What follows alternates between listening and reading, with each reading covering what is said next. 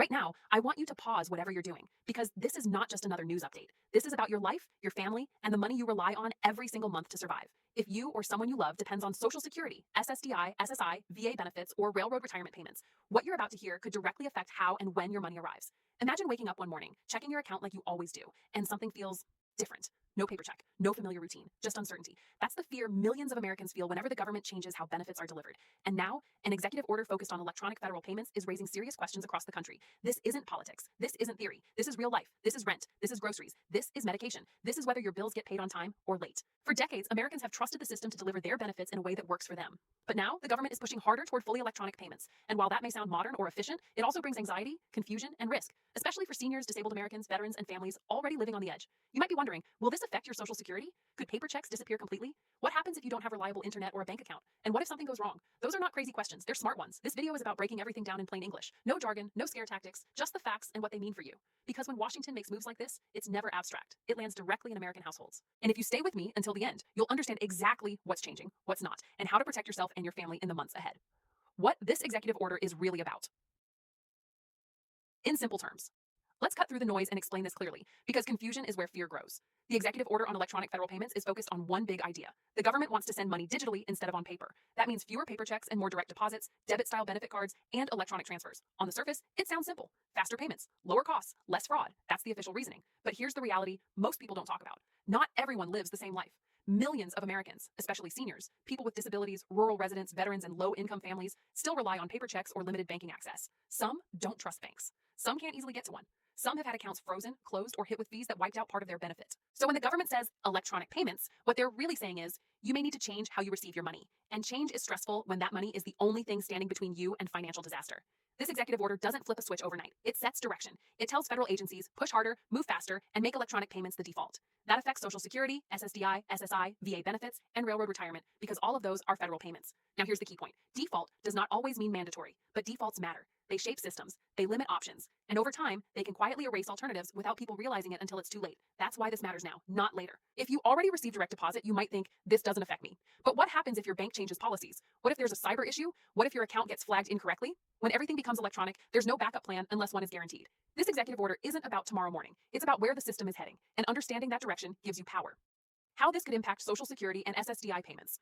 Let's talk specifically about Social Security and SSDI, because for millions of Americans, this is not extra money. It's survival money. Social Security and SSDI are lifelines. They pay rent. They keep the lights on. They cover prescriptions that people literally cannot live without. So when the delivery system changes, even slightly, the consequences are enormous. Under a push toward electronic payments, more pressure is placed on beneficiaries to maintain active, functional bank accounts or prepaid benefit cards. That may sound manageable until you consider real life.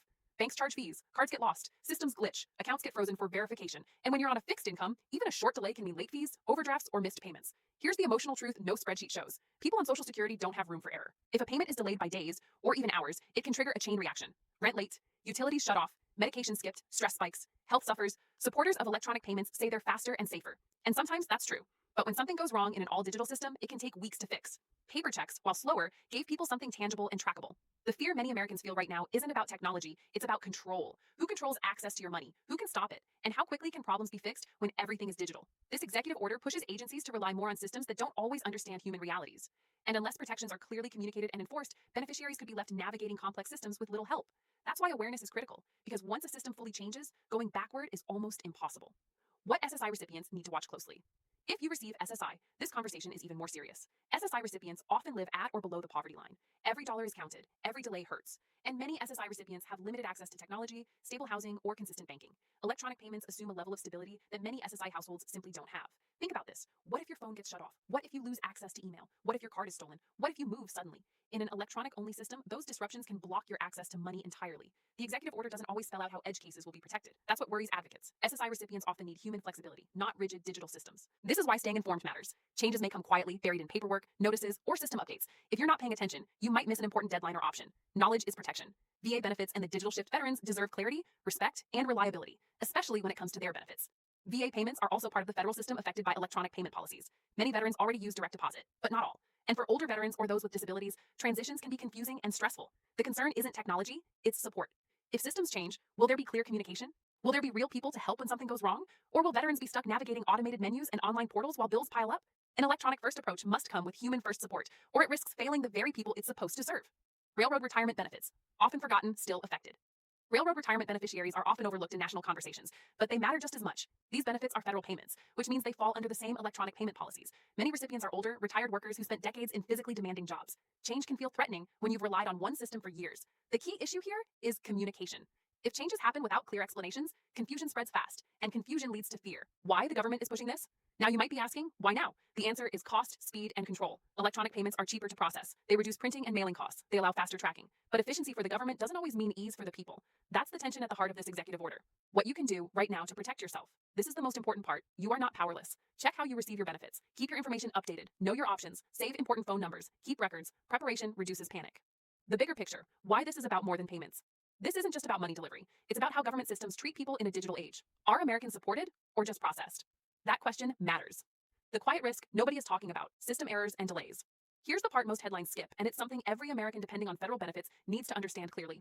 When everything becomes electronic, small errors can turn into big disasters. Fast. A wrong digit in a bank account number, a name mismatch, an automated fraud flag, a system update that goes wrong. In a paper-based world, errors were visible. You could see a missing check, you could track it, you could physically show proof. But in a fully digital system, money can disappear into limbo, marked as sent, but never actually accessible to you. And here's the terrifying part. When systems fail, there is no emergency override button for families living paycheck to paycheck. If your Social Security or SSDI payment is delayed by even 3 days, that might mean a bounced rent payment, a declined prescription, a utility shutoff notice taped to your door. These aren't hypotheticals. These are real stories that already happen today.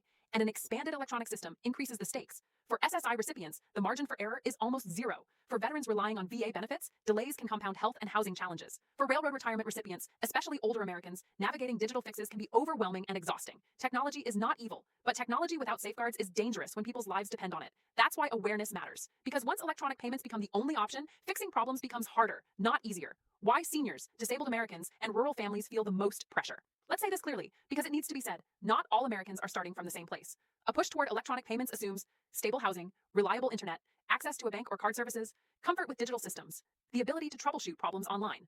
Millions of Americans don't have those things. Seniors who have never used online banking, disabled Americans who struggle with complex verification systems, rural families where internet access is limited or unreliable, low-income households burned by bank fees in the past. For these Americans, electronic payments don't feel like progress. They feel like pressure. Pressure to adapt quickly. Pressure to trust systems that have failed them before. Pressure to manage risk they didn't ask for. And when pressure builds, stress follows. Stress affects health. Stress affects families. Stress affects lives. This executive order may have been written in an office, but its impact will be felt in kitchens, bedrooms, pharmacies, and grocery store aisles across America. What history tells us, why early attention matters. If there's one lesson Americans should remember, it's this. Government changes rarely happen all at once. They start small, they begin as recommendations, they turn into defaults, and eventually they become requirements. People who pay attention early have options. People who wait are forced to react. That's why watching updates like this matters. That's why understanding executive actions matters. And that's why staying informed isn't just smart, it's protective. History shows us that systems don't slow down for confusion. They don't pause for hardship. They move forward unless people demand clarity, safeguards, and fairness. And the people most affected are always the ones with the least margin for error. This is your money, your security, your future. Let's bring this home. This executive order isn't just about technology. It's about how power and money move in modern America. It's about whether systems adapt to people or people are forced to adapt to systems. Your Social Security, your SSDI, your SSI, your VA benefits, your railroad retirement. That money isn't a favor. It's earned, it's promised, and it's essential. Staying informed is no longer optional. It's how you protect yourself, your family, and your future. The more changes happen behind the scenes, the more important it becomes to follow updates, understand your rights, and prepare ahead of time. If this video helped you understand what's really happening and why it matters, then staying connected could protect your financial future. Because when the system changes, the people who know first are the people who suffer least. And this channel exists to make sure you're never the last to know. Stay alert, stay informed, and stay with us because the next update could affect your wallet even more than this one.